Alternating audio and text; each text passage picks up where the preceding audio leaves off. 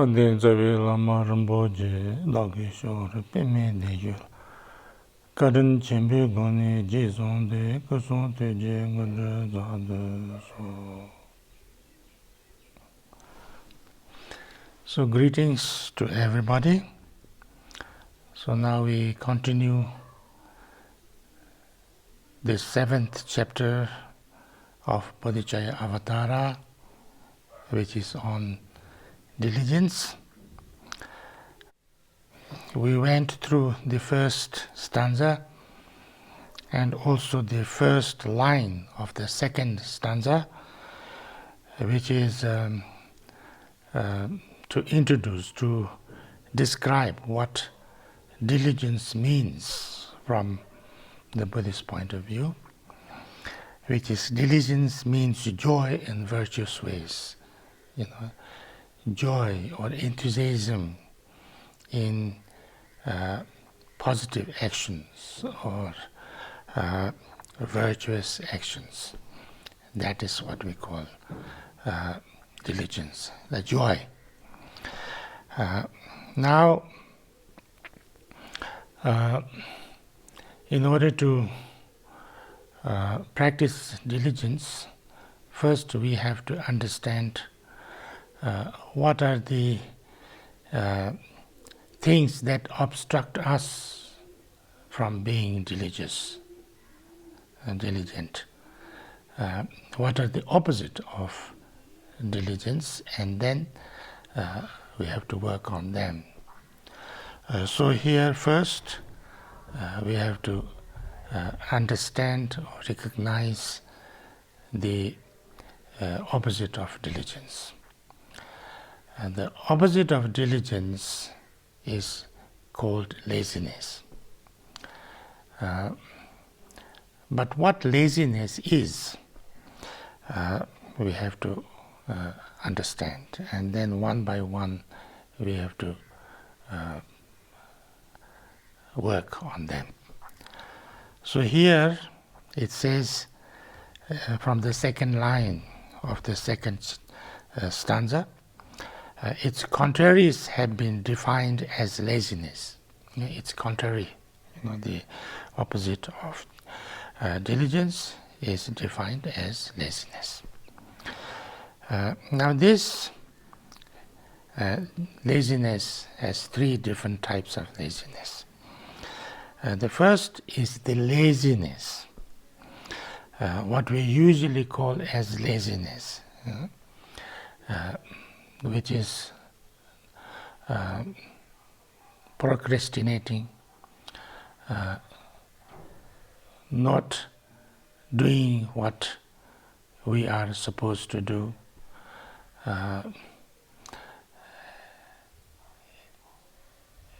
which is good for us, positive for us. We too much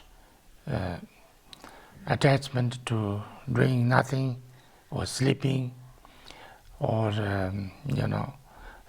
not inspired to do something that is virtuous or useful or positive. That's the usual laziness, to delay, not to do what we are supposed to do, just sitting idle and not inspired.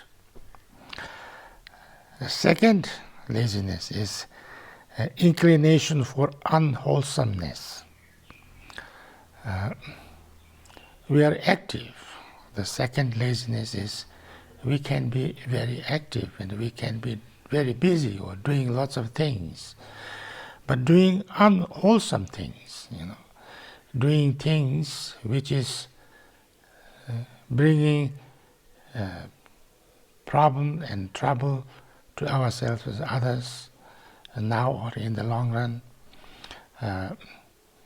really doing nothing that is benefiting or useful or meaningful to ourselves as others, but only creating problems and difficulties and harm sometimes. Very busy But at the end, if we say, what have we achieved? And then we have nothing that we can show that this is what we have done, or that we do not feel that we really achieved or we really did something that is worthwhile. So either we are very busy doing things, but doing something that's not so, either harmful things, or it's neither harmful nor unharmful, but totally useless. The third kind of laziness is defeatism and self-contempt. Defeatism is like, I cannot do anything. How can I do? I don't have the capacity to do anything. I don't have, it's not in my power to do this, to do that. I am stupid. I am not qualified. I am not efficient. I am not good enough. Defeatism and self-contempt. That brings self-contempt. That there is no possibility that I can do something worthwhile or useful, or that I can really achieve something. It's not possible, so I already decide that I cannot do it. So these three. So now let me read out the Tibetan version of the text.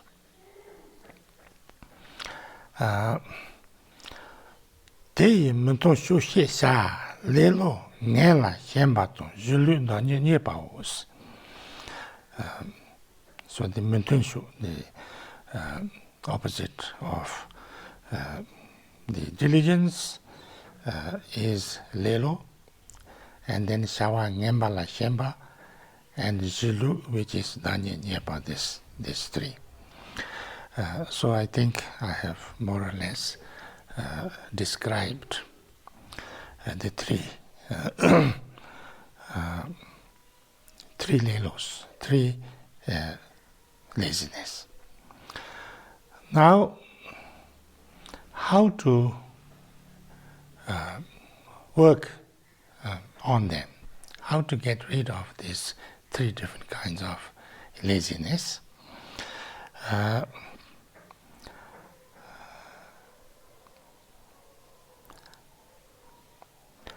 First,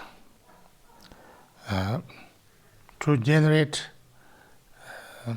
motivation, to motivate ourselves, on the need to reduce or get rid of these lazinesses, and then actually to do it, or to practice diligence. The first is the first one. How to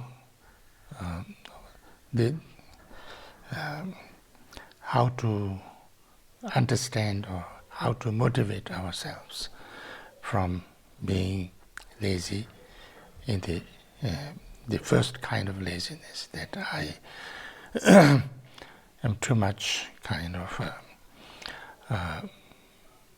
attached to doing nothing, or sleeping, or not inspired to do something that is useful and positive.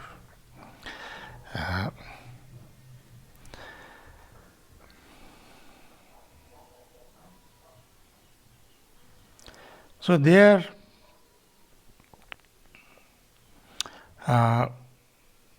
to reflect, to understand that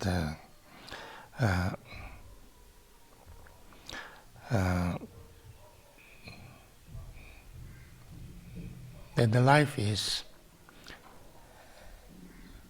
impermanent, and life is uncertain.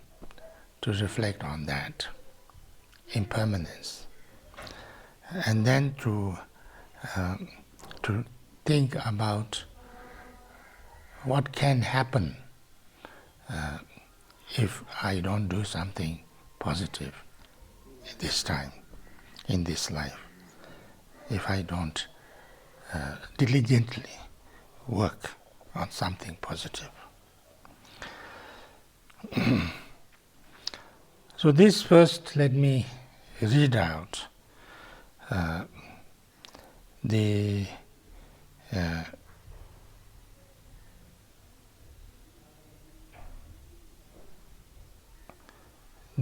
three stanzas. The three stanzas in Tibetan, that is, Nyumu Javi Hyolni Sivi Jana Chechirni Chado Kana Soncherva Jete Tadon Mehisam Ronde Rimji Suepanyo Chejin Tonga Machatam Hencho Nila Tembako Doaton Mahikin Wamne Kini Kani Sen Chidokin Dejent Chetar Chun Sagahi Datar Nilu Chetarga. I will read the English translation.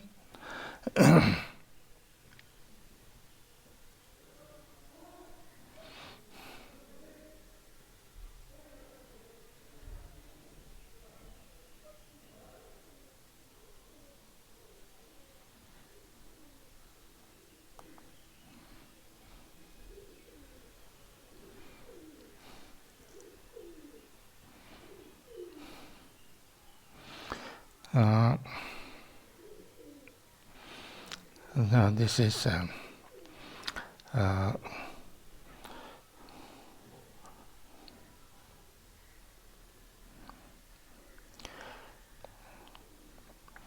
so first I was missing one stanza in Tibetan. Nyamli Devi Ronyo to Nyala Tembi Sepai Covid Dungal Mushuli Lelo Nyevar Sevanjur. This is the first Lelo. Nyamli Devi Ronyata Nyala Tembi Sepai Covid Dungal Mushuli Lelo Nyevar Sevanjur. So this is the third stanza. A taste for idle pleasure and a craving for repose and sleep. No qualms about the sorrows of samsara. Laziness indeed is born from these. You are too much attached to the taste of idle pleasure, doing nothing and just resting, or just doing nothing, being idle, and that's the first reason why we have laziness. And then second is a craving for repose and sleep. Too much craving for sleeping or, doing nothing, just distracting. No qualms about the sorrow of samsara, not understanding the samsaric suffering of the samsara, and not understanding this suffering of the samsara is actually also generates these other two. Laziness indeed is born from this. So this is the cause of laziness. The real the laziness happens because of this.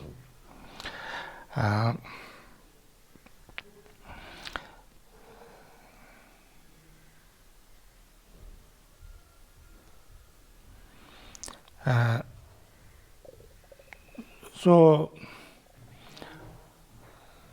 we think, for most of us who has not too much problem, whose life is kind of okay, and we have enough to eat, enough to live in a kind of comfortably, and then we don't, we think everything is okay and everything will be okay, and there is no need to do too much. We just, go on in our life,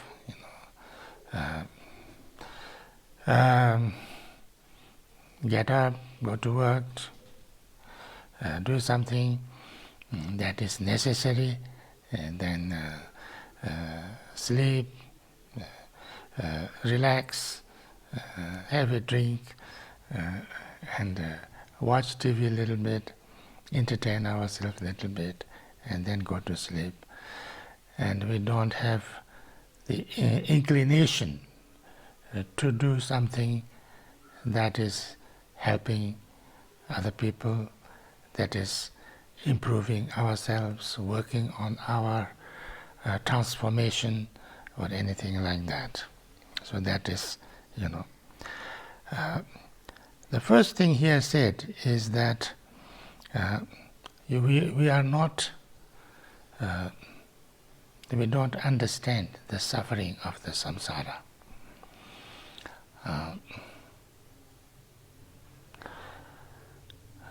I think we have lots of discussion on this earlier in the book, but this is a very important subject.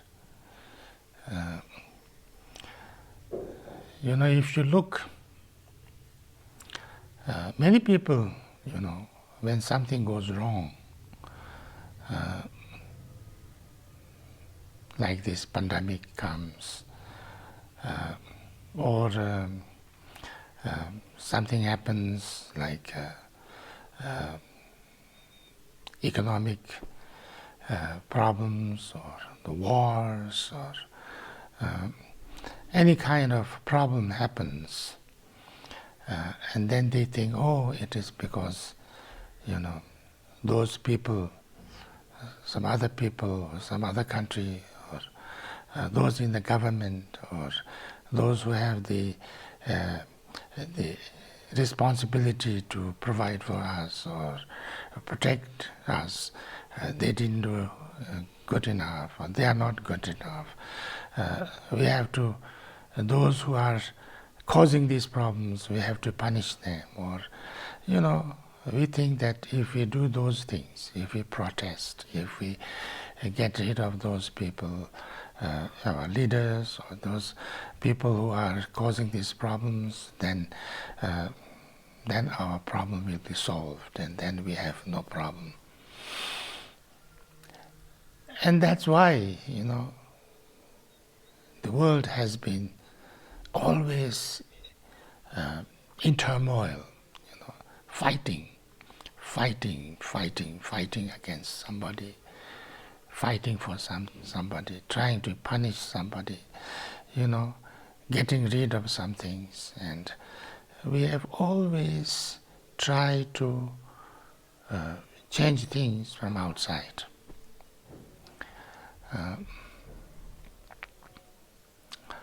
But if you look a little bit deeper,